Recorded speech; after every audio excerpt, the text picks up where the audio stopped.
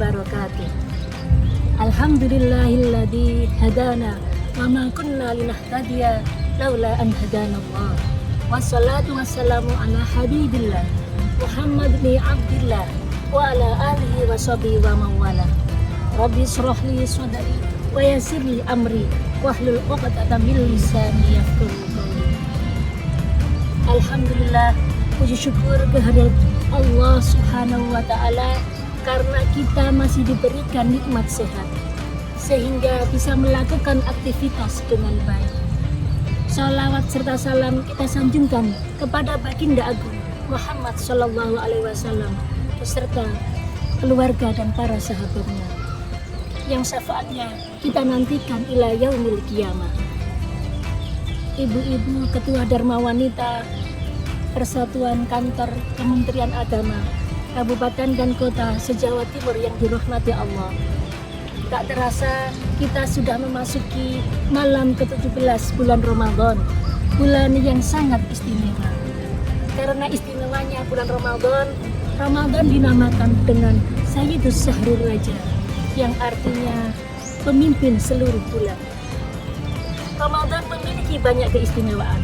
Di antara keistimewaannya adalah Ramadan dipilih sebagai bulan diturunkan ayat pertama Al-Quran, yakni surah Al-Alaq ayat 1 sampai dengan 5. Oleh karena itu, amalan yang dianjurkan dikerjakan di bulan Ramadan adalah membaca Al-Quran. Istimewaan yang kedua, di dalam bulan Ramadan terdapat satu malam yang nilainya melebihi 1000 bulan, yang kita kenal dengan sebutan malam Lailatul Qadar. Keistimewaan yang lain, di dalam bulan Ramadan setiap amal kebaikan kita dilipat gandakan oleh Allah Subhanahu wa taala.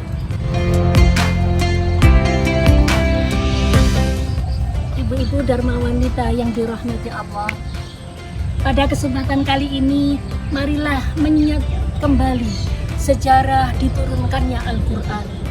Allah menurunkan Al-Quran kepada Nabi Muhammad melalui malaikat Jibril bertepatan dengan Kamis malam Jumat, yakni malam ke-17 bulan Ramadan. Maka kita menyebutnya dengan malam nuzulul Quran. Dari peristiwa tersebut kita bisa mengambil hikmah bahwa kita harus meyakini akan adanya Allah dan juga meyakini akan kebenaran Al-Quran. Sebagaimana firman Allah di dalam surah Al-Baqarah ayat 185. A'udzubillahi minasyaitonirrajim. Bismillahirrahmanirrahim. Syahrul Ramadan alladzi unzila fihi al-Qur'an hudal lin-nasi wa bayyinatin minal huda wal furqan. Al-ayat. Beberapa hari yang ditentukan itu adalah bulan Ramadan, bulan permulaan diturunkannya Al-Quran sebagai petunjuk bagi manusia, dan beberapa penjelasan-penjelasan di dalamnya yang merupakan pembeda antara yang hak dan yang batil. Ibu-ibu Dharma Wanita yang dirahmati Allah, Al-Quran diturunkan secara berangsur-angsur, sedikit demi sedikit, sesuai dengan kondisi ketika Rasulullah berdakwah. Tahap demi tahap ini menjadikan Al-Quran lebih mudah dihafal, lebih mudah dipelajari oleh para sahabat. Terbukti banyaknya sahabat yang hafal Al-Quran. Namun pada fase berikutnya, ketika terjadi pertempuran antara umat Islam dan kaum kafir yang menghalangi dakwah Rasulullah, para sahabat yang hafal Al-Quran itu gugur dalam pertempuran. Sehingga muncullah gagasan bahwa Al-Quran itu perlu dibukukan dalam satu mushaf. Kemudian Rasulullah menunjuk sahabat Zaid bin Sabit untuk mencatat Al-Quran dalam pelepah kurma atau di kulit hewan, supaya Al-Quran itu tetap terjaga keasliannya. Namun Allah sudah menjanjikan bahwa Al-Quran tetap dijaga oleh Allah Subhanahu wa Ta'ala. Ibu-ibu Dharma Wanita yang dirahmati Allah, Rasulullah Shallallahu Alaihi Wasallam bersabda, bacalah Al-Quran karena Al-Quran akan datang di hari kiamat nanti dan memberikan syafaat kepada para pembacanya. Hadis riwayat Muslim. Begitu besar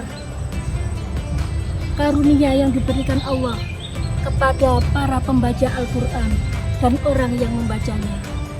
Maka Rasulullah memberikan penjelasan bagi orang yang membaca Al-Quran dan mengamalkan isinya, ibarat buah jeruk manis, enak rasanya dan harum baunya. Sedangkan orang mukmin yang tidak membaca Al-Quran tetapi mengamalkan isinya, bagaikan buah kurma, manis rasanya tetapi tidak ada baunya.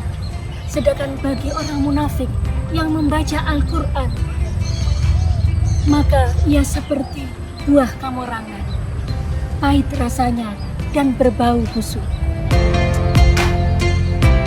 Ibu-ibu dharma wanita yang dimuliakan Allah, Allah sangat memuliakan orang yang membaca Al-Quran dan mengakuinya sebagai ahlullah, keluarga Allah di dunia.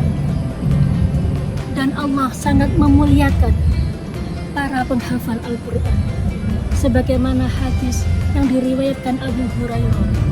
Barang siapa yang ingin mengharap bisa bertemu dengan Allah, maka muliakanlah keluarga Allah.